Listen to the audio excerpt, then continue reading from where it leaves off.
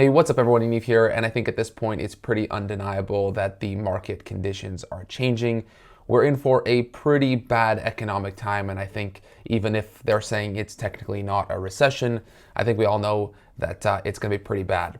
So in this video, I want to go over the things that I'm going to be doing to prepare and what I think this means for e-com in general, especially Amazon FBA businesses. Now, first off, I'm still a pretty young guy, so I'm not going to sit here like I know all the right answers and I know exactly what to do. That's why this video is actually not what you should do, but what I'm going to be doing to prepare. Maybe it'll bring some value to you as well, because obviously I've done a ton of research preparing myself for these times, and there's a quote here by Churchill that said, the farther you can look back, the more likely you are to see looking forward, or something like that. I think I just butchered that. The farther you look back, the farther forward you are likely to see, right? So you can agree or disagree, but this is what I'm going to do. So number one, and I think the first thing that it's very important for me to know, and again, I'm talking to myself in this video, is to remember that it's time to buckle down, right? Like, I'm ready to buckle down. I'm ready for the hard work. I'm ready for anything that can possibly happen in any of my businesses.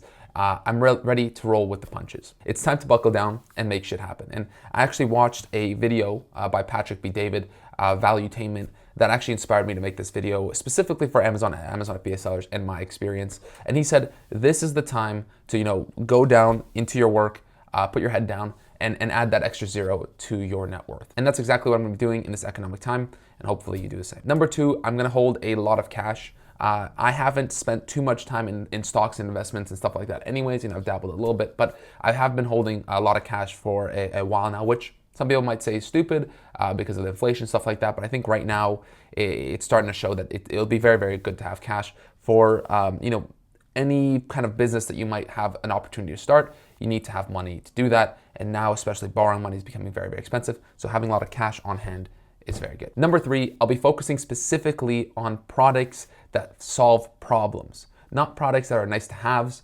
because obviously in recession, there's only a few kind of things that are going to be either stay the same or really increase in in the amount people actually buy it. So one is like staples, food, like bread, milk, etc., stuff like that will always do well, right? People are always going to need that stuff, and people are always going to spend money on that. But if you sell like nice shoes, expensive, nice shoes, people probably aren't going to spend as much on that as they did in better economic times. So if you pick products that solve problems, for example, during this time, people are always going to have back pain. So if you're able to solve problems for your customers, they're still going to buy your products, maybe not at the rate they did, but if your product is something that solves somebody's problem, it will always be in demand. Number four, I'll be focusing and doubling down a lot on organic marketing. I think that that's the, where the future is going anyways. When you're looking at TikTok, Instagram, YouTube, all that kind of stuff, I think that if you are able to monetize attention and use their algorithms to monetize that attention, organic marketing will beat paid ads any day of the week, especially if you're willing to put in the work, the time and effort necessary to grow your organic content and your organic socials. Paid advertisement in a time like this probably will cost just as much, if not more, because I think ads are always getting more expensive, but people will be spending less. So if you can get that attention organically, even if they are going to be buying less, it doesn't really cost you anything to do that except for your time, or if you're hiring someone to do that, which is a lot less than paid ads. So I think organic marketing, especially during the recession and moving forward, will be where I'm going to be spending a lot of my time. Number five thing I'm going to be doing to prepare for this recession and also to flourish during this recession is to build relationships with my customers and even my non-customers. Where I got this actual kind of mindset was from George Bryant, great YouTuber. He has some YouTube stuff. You guys can check him out on YouTube. He's pretty small channel, but he's very, very smart. And the second one is from Alex Hormozi, where he talks about the invisible hand of marketing. He basically says that every business has an invisible hand of marketing, meaning that it either pushes you up or pushes you down with everything that you do. Now, for example, let's say a customer buys my product, they get the product and it's broken, right? Something's broken or it's not working the way it should be or something's defective. They email me, I read the email, I decide, fuck it, I'm not gonna answer them. I don't really care. They already bought my product. I'm not bothered. Well, then they're going to realize that customer service is bad. Their experience with your product was bad. They don't like your company and they feel like they got ripped off. So what they're going to do is they're going to go and they're going to tell their friends, hey, I bought the product, this shit, the company's ass, I'm never going to buy from them again. And what ends up happening is So you basically, burn your bridge with one person, and maybe in your mind you don't care, whatever, it's just one person. But the reality of it is that person tells 5 other people. Those 5 other people who might also be in your target market, when they see one of your ads or they see one of your TikToks, they will remember what their friend told them about the product, and they won't buy that product from you. And that's actually why that's the invisible hand of marketing, where you can be spending a ton of money on ads, but if your customer service and the relationships you're not building them, it's just hollow. Well, what ends up happening is that you can spend more on ads, but your performance will go down as more and more people buy your product and have negative experiences with them.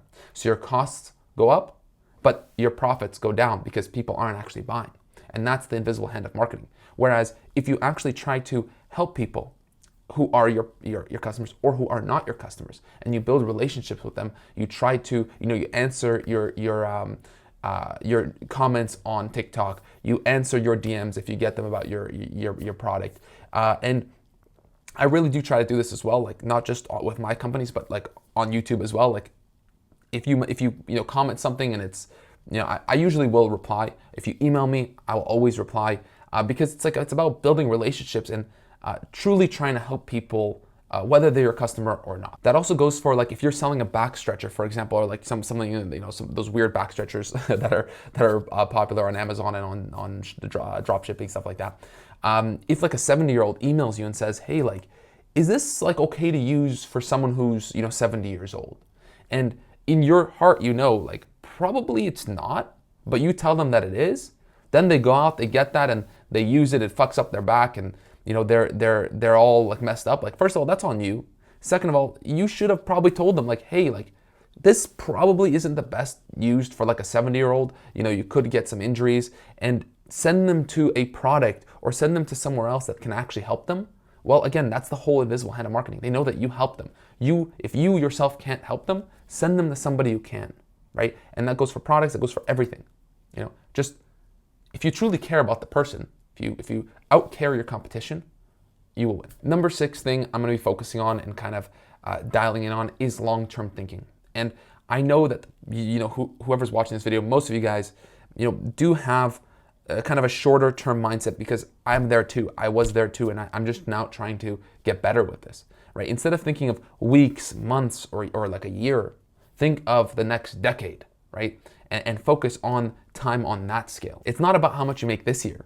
It's about how much you can make in the next decade. Once you start making decisions on, will this help me grow in the next decade versus will this make me more money now or in the next week or next month, you're bound to win. And that, I think, is so important during this recession, is to focus, like, not just about like what's happening now, but what's going to happen post-recession when the markets, start to go back up. Are you going to be in the best position to take advantage of that? Because businesses are like investments, right? When you invest and you do the compound interest thing, you only make most of your money in those last few years of the investment. In the first 10, 20 years, you really don't make that much money on compound interest. And businesses, I think, are the same way. Most people, including myself, overestimate what is possible in 1 year and underestimate what is possible in 10. I'm not sure who said that. I heard it first from Alex Hormozy, and I think it's like such a good quote. Number 7, if at some point in the next year, 6 months, 2 years, I find an opportunity and a product or a business that I think is, a good opportunity, I will dive headfirst into it. I will not wait for the perfect time to start it. I will not wait for when everything is right, because the reality of it is, it's obviously never going to be the perfect time to start. There is no such thing as the perfect time. And on top of that, even if there was the perfect time to start, I actually wouldn't want to start at the perfect time. I know it sounds pretty stupid, but the reason why is because if you can only succeed during good times, good economic times, then when bad economic times come, your business will fail. But if you can succeed when the times are rough, well then imagine, if you're succeeding when times are rough, imagine what you can do when times get good, right? And I feel like that's kind of like a confidence builder. If you can start a business and it can succeed during bad economic times, well, you're off to the races when the good stuff comes around, which it always does and always will. Number 8, I'll be switching, and I have been working on this as well for a long time. Instead of focusing on how can you make money, focus on how can I put as much work as possible into what I'm doing? How can I make it the best as possible? What I mean by that is, instead of focusing on the output of your work, focus on the inputs of your work. Imagine this, right? Anything is, the more work you do, the more money you're gonna make, right? So instead of focusing on the outputs, and everyone focus on the output, how much money can I make? Focus on the input and just be okay with focusing on the inputs. So for example, if you do telemarketing or if you do any sales calls or anything like that, well, how does it work, right? If you want to make money or if you want an output, you have to have certain inputs.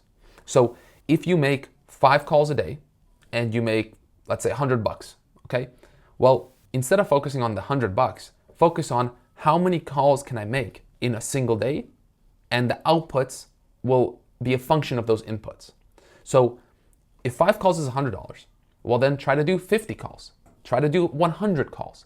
Don't worry about the output. Worry about the input to that equation. The outputs will always follow the inputs. And the same can be said for, e-com, Amazon, all that kind of stuff.